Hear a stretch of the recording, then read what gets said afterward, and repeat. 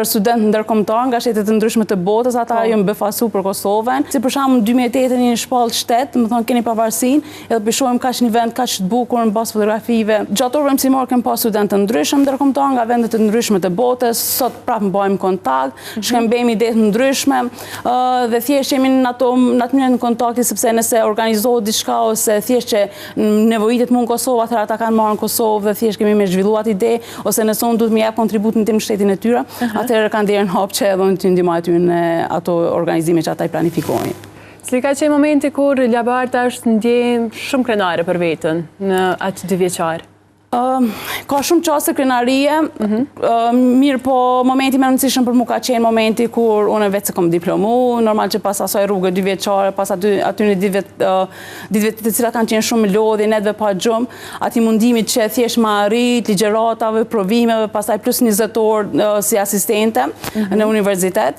Normal që ka qenë shumë e vështirë, mirë po momentin që unë vetë se diplomova, ka qenë momentin ma krenar për mu, pastaj edhe për familjen time edhe për këtë komunitetin tem.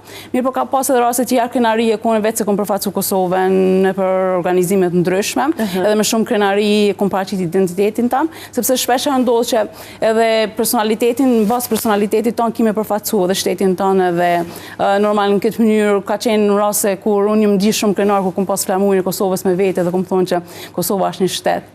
Është një shtet shumë i vogël në Evropë, po ka shumë kulturë, ka shumë njerëz mirë, ka shumë zemër të madhe, e ka besën në fjalën që për ta kanë qenë shumë të rëndësishme dhe shumë interesante. Ka pas ndoshta njerëz që këtë taku që s'kan pas fare njohuri për shtetin e Kosovës? Sigurisht ka pas shumë, mos flasim për studentë ndërkombëtar nga shtete të ndryshme të botës, ata janë befasu për Kosovën, edhe janë befasu se si edhe për shpalljen pavarësisë në 2008, në bazë prezantimeve ndryshme që unë kam bërë, kam shfaqur edhe video dhe foto të ndryshme për Kosovën, për drejt sa ata kanë pasur foto janë befasuese. Si për shembull në 2008 një shpallë shtet, do të thonë keni pavarësinë, edhe po shohim kaq një vend kaq të bukur në bazë fotografive, sepse gjithmonë jam munduar që të shpreh në forma me qoftë kulturën, identitetin, dasmat se si çush i bojmë në Kosovë, veshje tradicionale, gjitha këto. Dhe të thotë, je mundu një farë forme me promovu në gjitha formë Kosovën atje. Sigurisht, gjithë herë kur mu ka dhënë mundësia qoftë me profesor, me studentë ndryshëm ndërkombëtar, me shoqëri civile, me organizime ndryshme të cilat janë bose, thjesht me konferenca ndryshme, kom pasur arsyeshme që gjithmonë me fol për Kosovën. Tregove që për një periudhë ke shërbyer si asistente atje, apo jo? Po. Si erdhi kjo si propozim? Në bazë të bursës që unë kom marrë, kom pas të drejtë që mi bëj 20 orë punë në universitet, kam qenë asistente në universitet ku vetë se studioja.